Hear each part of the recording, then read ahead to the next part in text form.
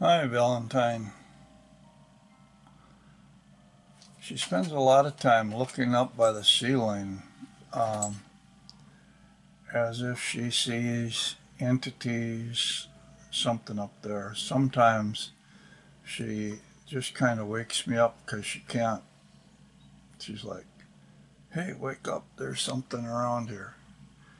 Uh, anyway, today I'm going to be talking about another book that I wrote, Modern Survivalism. This is actually I call it the second oak material, book of oak material.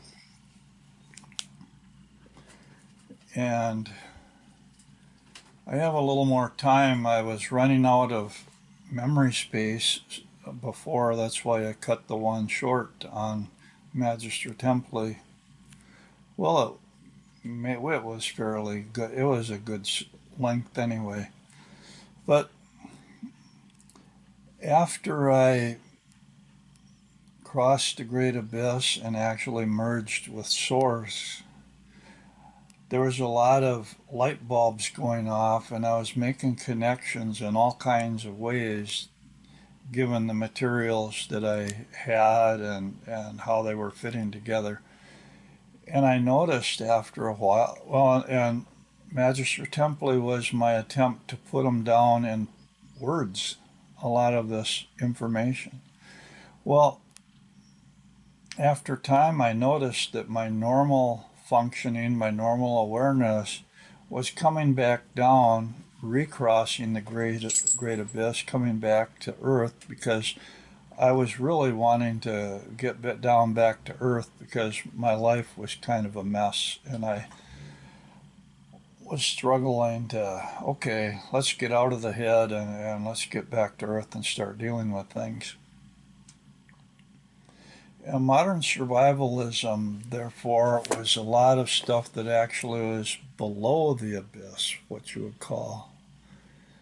And again, I wrote this probably, well, let me see when I published it.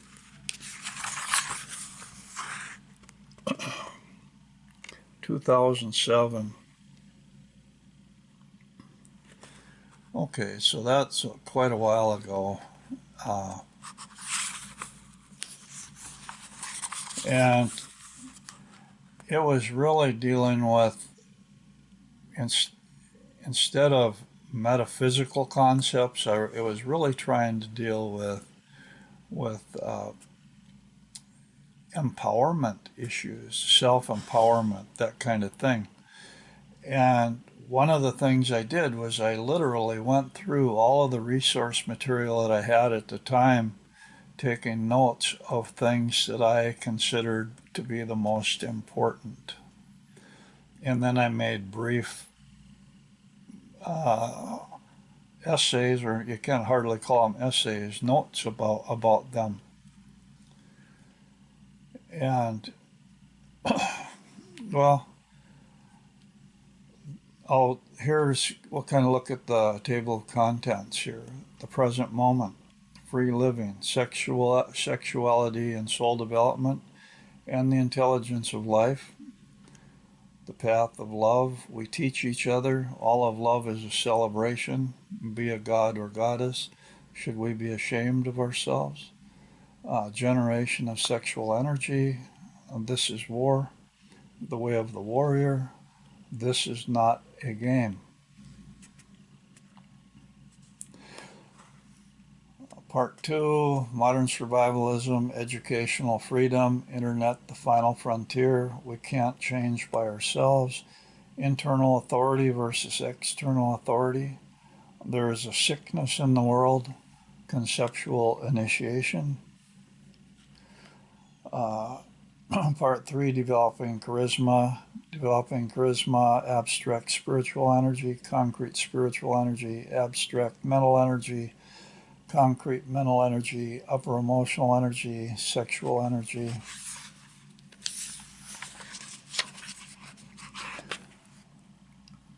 lower emotional energy, etheric energy, intense living, the shock absorber method, the sponge method. Part four, taking risks, spiritual crisis, mental crisis, emotional crisis, physical mastery. Five, dreams, fueling our dreams, dream work, dream vehicles and weapons. Part six, self empowerment, the will to live, our public image, creative power, self esteem, do it, social pressure, winning, family and love, freedom, death, like a rock, the gift of life, miracles, youth and innocence, romantic love, the balance of life, living a balanced life, actuality versus reality, our inner child, carving our destiny, moral absolutes, giving our power away, life is short and sacred, personal happiness, success counts for everything, emotions can't reason, turn emotions into actions, free will and physical actions, change attitude by changing behavior, confronting fear, be true to yourself. You can't change what you don't recognize. Learn your false responses, what you say versus what you do. Make your physical actions count. Choose freedom from self defeat. Being affected by negativity, negativity attracts negativity. What you resist, you become. Don't relate your soap opera to others. Decide what you want and go for it. Where your attention goes, your energy flows. Ideas become emotions, emotions become actions. The world doesn't change, you do. Part 7, uh, assertiveness training, anger management, Oak Energy Ball meditation, and a bibliography. Now, each of these items actually had just a short blurb to them. Excuse me. And the reality is that they should be expanded, and given a lot more detail to help the understanding of them. Because what makes perfect sense for me might not make perfect sense for other people unless they're really in tune with what I'm writing. Uh, so they might need a little more exposure or presented in a little different way, which is one of the things that I'm planning to do with the course that's coming up that I'm going to be issuing, which is Oak Etheric Warrior Training course after the summer solstice. But these are very short. Most of them are only a page in length, so I'm going to just kind of flip through a few to give you a taste of what's here, and it kind of tells you where I'm coming from. The present moment. There is a point in time called the present moment. We are called to live with our awareness continuously within the present moment as it moves through the infinite possibilities that are available to it and to us. Each of us is a point of awareness living in our own present moments with individual possibilities available to us at any given point in time. What is available to us is unique and not available to anyone else. It consists of our personal beliefs, experiences, and memories, as well as our distinct physical and genetic makeup. We do not share these things with anyone else. We are all living in the same universe, and it is very much as if each point of individual awareness were a star in the night sky with its own location and orbit. Each one of us can see a portion of the universe from a totally unique perspective that can never be seen or understood by anyone else, no matter how similar his or her own view. They are simply not us. We are not them.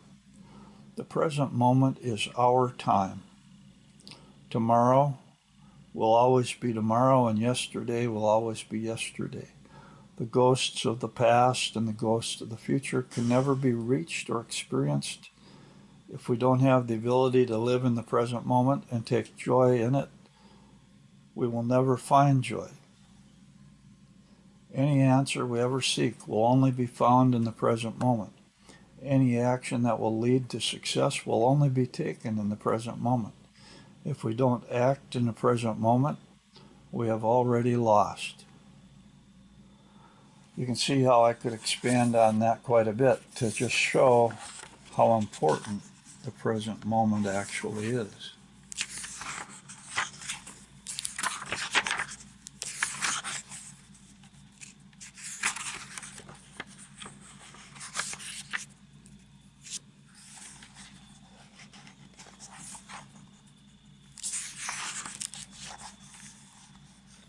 Okay, here's another one.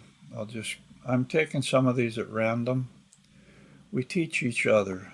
This is the present moment. Where shall I go from here? Come and learn the secret of living in the present moment. One must live in the present moment to be aware of the infinite possibilities within it. Everywhere I look, there are directions I can go and things I can do. How shall I choose? I am only aware of what is around me. I am always leaving what I know and moving into uncertainty. No one ever wants me. Instead, they want what is not me. This is the old way of thinking. Cast it away forever. The present moment is meant to be lived, experienced, and rejoiced in. The sexual bioelectrical energy exists only within the present moment. Life itself exists only in the present moment. The generation of the sexual bioelectrical energy must happen within the present moment, or it will never happen. This sexual bioelectrical energy is like water, capable of going anywhere, but following always the path of opportunity and leading always into the ocean. The wandering of this energy is not knowable, but its conclusion is inevitable. Those that worship deity do injustice, for it is the experience of life as it unfolds that is to be worshipped, one moment to the next. To be alive and aware is pure joy. The experience of one moment gives way to the experience of another, and even the painful moments become memories without the power to hurt. Our hearts leap as a new joy unfolds, or tremble as a new terror confronts us. Like water that always seeks to flow downhill, people will continue to build dams and diversions seeking to make use of the sexual bioelectrical energy, call that vital life force, in a conscious manner, but they will remain blind to its true nature. Only when the water reaches the ocean is it fulfilled and at rest. Only when the sexual bioelectrical energy reaches your true mate will you find fulfillment together. Before you can find your true mate, you must develop the sheaths of the astral body or the various astral bodies. There are 7 brides/scarlet women, or perhaps 8. This is a mystery, and one of them may be your true mate. This is true for both of us, the god and the goddess. Do not fear to love the wrong person. Do not destroy the love you have given. Find the love that is in front of you, and through the experience you will grow closer to your true mate. We are all teachers of each other and helpers of each other. Let us teach each other how to love and how to live.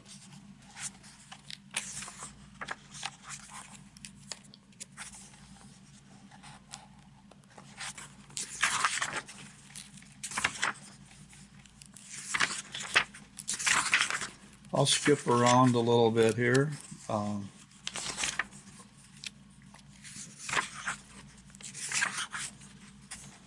This is a fairly interesting one. We can't change by ourselves. While carving out our individual destinies, it might be wise to reflect upon our present circumstances. We are where we are because of our past actions and beliefs. In many instances, we have trapped ourselves in circumstances due to past actions, and there is no way out except through the experience. there might not be a magical cure for our situation. The universe has its own momentum and seeks to keep things the way they are. It seeks to keep us right where we are, at least until the next critical point in time or crisis when it is forced to change. Combine that with our own self defeating behaviors, and it is a wonder we can carve anything. There are several ways of working around these obstacles. The first is to develop our personal power through extreme effort daily and injecting the energy into the astral during the evening as we sleep. We will notice more vivid and empowering dreams. If we are not having at least 3 vivid and empowering dreams a week, we are not putting out enough energy to make any difference. If our dreams are frightening or indicate loss of power, we are in an even greater trouble. This acts upon the principle that we can't change without the help of external forces. If we could, we wouldn't be where we are. We use the pressure of external forces to crack open the walls that imprison us. The ancient Egyptians would cut a shallow groove in limestone and pound a dry rope into the groove. Then they would add water and force the rope to expand and split the rock. We are the rope, and the intense energy we create is the water that expands until the environment around us cracks. One of the grand illusions is that we can change through our own efforts without the use of external supports and forces. It doesn't work that way. We have the choice of picking the train we stand in front of, but it is the train that does the damage or makes the change, not us. The astral layers expand and compress with the daily and lunar cycles. By injecting energy forcibly into the astral during the day, our astral self inflates and takes up more astral space.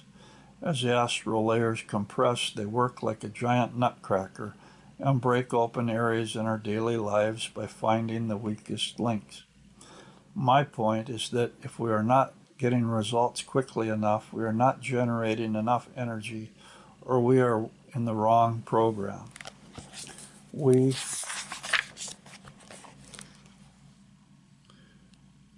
monitor results through dream activity or the development of some special skill. Our personal development should be progressing at a pace we are satisfied with. We should be excited about weekly gains and successes.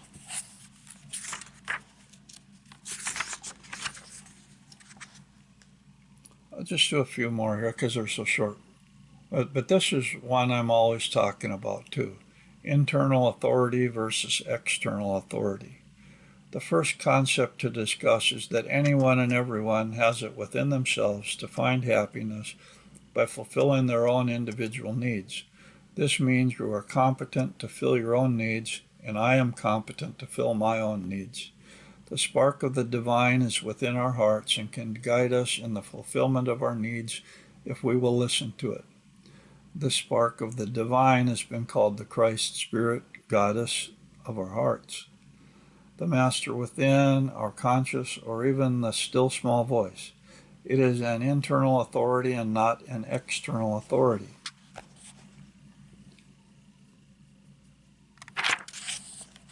The true path to mystic power and enlightenment is when we follow our internal authority, our inner authority above all others. This inner authority knows and understands our true will and reason for living in this lifetime.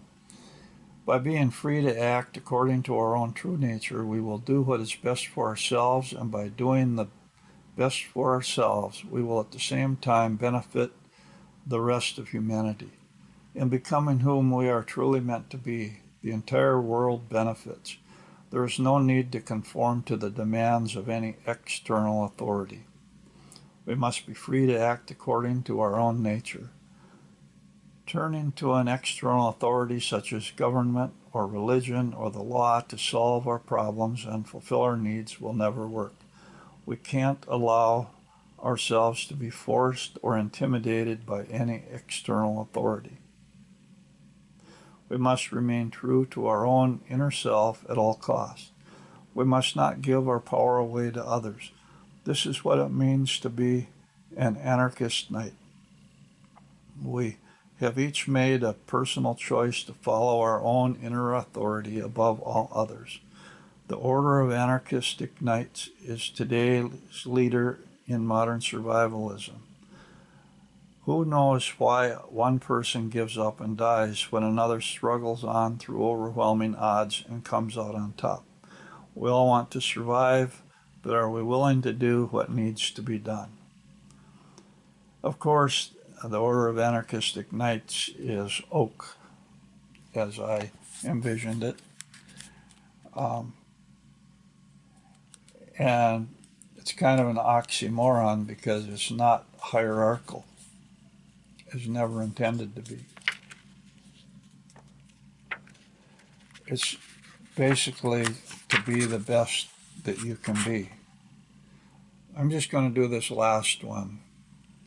There is a sickness in this world. The highest cause is the happiness and well being of the individual. When I am happy and in good health, I am in a position to offer the most to those I love, to my neighbors, and to my country. I have a surplus of energy and well being that overflows into the entire universe. My success is an inspiration for others to follow their own dreams and manifest them by getting results through their own focused effort. Out of strength, I will be able to carry others in time of weakness until they can get on their own feet once more. I am inspired by the success of others, knowing that if they can do it, so can I. Seeing others make it helps me to try harder and not give up. If each individual looked out for their own interests and applied themselves in a realistic and productive manner that got results, they would be able to find their own happiness. This is because each individual is by nature trying the best they can to get through life, or they are trying to end it. Each individual is seeking happiness and positive self-esteem, or they are seeking to die. I never believed people could really be self-destructive until a few years ago. Some people have reached a point where they believe the only resolution is to let things die, to let things fall apart and hit bottom. Letting things die, letting things hit bottom and fall apart is needed at times in life, but it usually comes when something is artificially kept alive long after nature intended it to be gone. This includes relationships and financial or health issues. Like tooth decay, the solution is to drill out the rot and fill in the cavity, not let all the rest of your teeth decay as well. People that are trying to die or end things are in the process of going down, and they will try taking as many down with them as possible. When you try to save them, they will work against you because they want to hit bottom. There is a need to hit bottom. It is morally wrong to force people into conforming against their will. It is morally wrong to try saving someone that doesn't want to be saved, someone that is not willing to put out effort. The willingness to put out effort is the key. Save those who are trying and let those that are not trying go. In the long run, it is the kindest thing you can do for them. It is morally wrong to encourage someone to give their time and energy and money to an altruistic, higher cause in the name of self-sacrifice. Why should I? Or what is in it for me are entirely ethical questions that should be asked. There is a sickness in our world that insists sacrifice is a virtue, altruism is good, pride is a sin, and obedience to authority is an obligation. There is a sickness in this world that will try all means available to get us to turn away from what we are meant to do and waste our time, energy, money, and health doing something that goes against our true will. These sick people will tell us there are more important things to do, higher and more noble things to devote our time and energy to, and they can tell us what those are. It will involve trying to help those that don't want to be helped and placing energy and resources where they will be drained away and wasted. Isn't this the intention behind much current legislation? We don't want to be helped. Well-intentioned legislation is thwarted in real life because people that don't want to be helped find loopholes and ways to get around the laws. This happens while the law-abiding take on the added burden and lose personal rights and freedom. We must constantly affirm and realize that by doing our true will, we are doing what the cosmic intends us to do, and in fulfilling our personal destiny, we are at the same time doing the most in our power to make our world a better place to live in. At the same time, we are setting healthy examples for others to follow. We can only know our own true will by uncompromising loyalty to our own inner authority. Living by example is the highest gift we can live. Okay, that gives you a little taste on this. I can only say that the entire oak and the energy behind it, the concepts, all these things are polarizing. They are meant to be polarizing, and you will either be strongly drawn to them or strongly repelled. And I urge people to pay attention to whether they are strongly attracted or repelled. And you can also see how some of these things that I just briefly sampled really could use a little more explanation than what I've given them.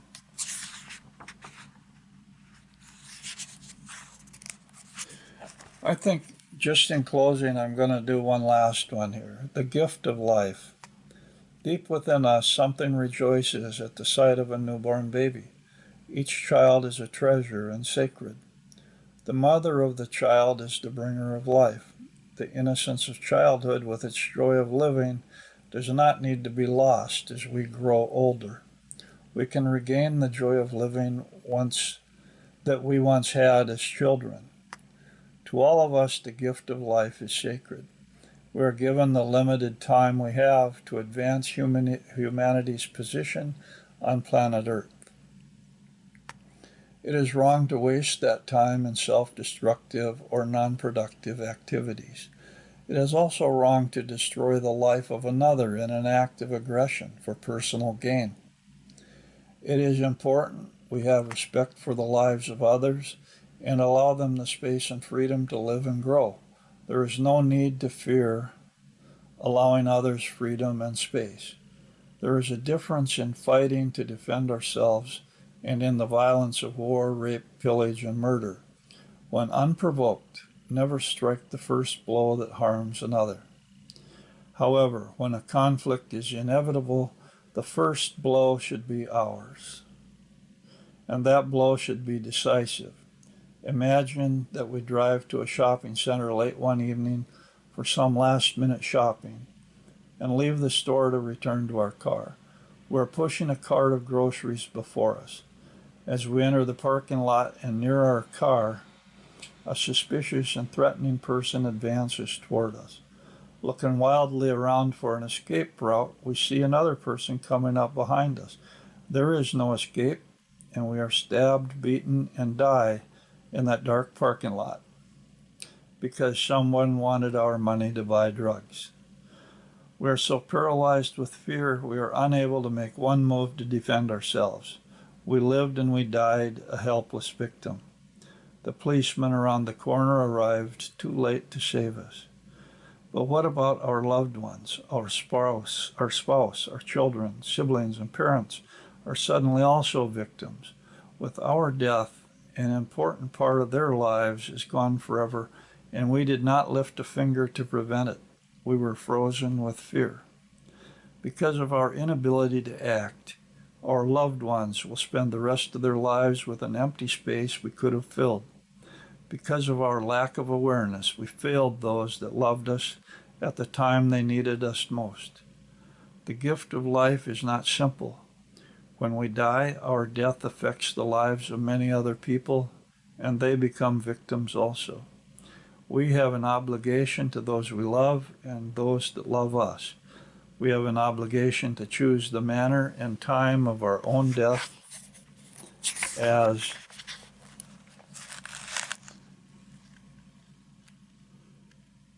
much as humanly possible. We are obligated to die with dignity and honor if it is within our power to do so. Be aware enough to recognize and avoid dangerous situations. When it is not possible to avoid a situation, have the awareness and competence to initiate appropriate action and control the outcome of the situation. If we need to fight, make sure we strike the first blow and it causes damage. Hopefully it will cause enough damage to end the fight before there even is a fight. If we die in such a battle, we die with dignity and honor. Our loved ones will still mourn our deaths, but they will gain comfort in knowing we fought and we never compromised. They will know we inflicted damage on those that destroyed us. Think of the joy and happiness of our loved ones if we live through such an encounter because we fought back in self-defense. We now have the rest of our lives to share with them. The family bonds in life are most sacred. It is important we can fight for the safety and protection of those we love. It is not wrong to fight for those we love. It is an obligation. We never know when we may need to fight for survival. Have the knowledge and ability to fight with teeth and fingernails if those are the only weapons we have. There is within each one of us the capacity for fearful violence, and we need to make it our friend.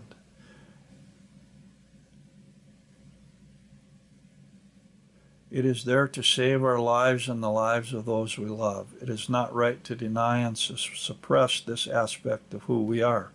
It is a part of being human.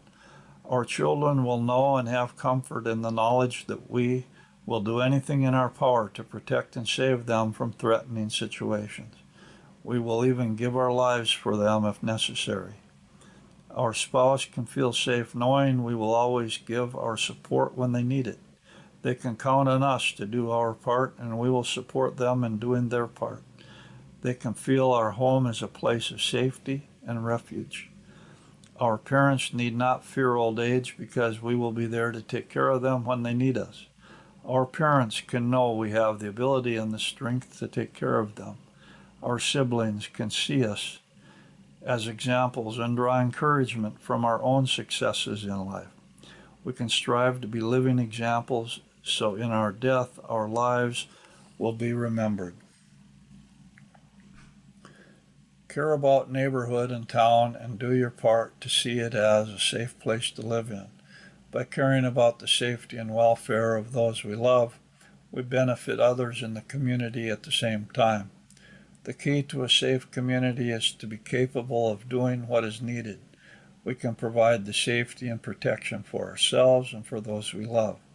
The policeman will always be around the corner and out of earshot when we need him. Never expect the policeman to do what we can't do for ourselves and for each other.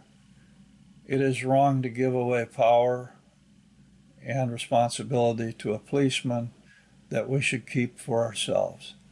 It will never be in our best interests to do so. It is your life. Keep it in your hands. And that's enough for that. Again, every single one of these topics could be very well expanded into a discussion that's a lot more penetrating and kind of more complete to help understand it more deeply. And that, again, I'm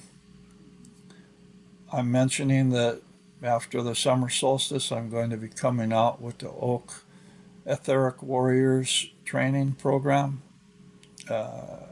if you're interested in it. So keep an eye out for that. Thank you very much.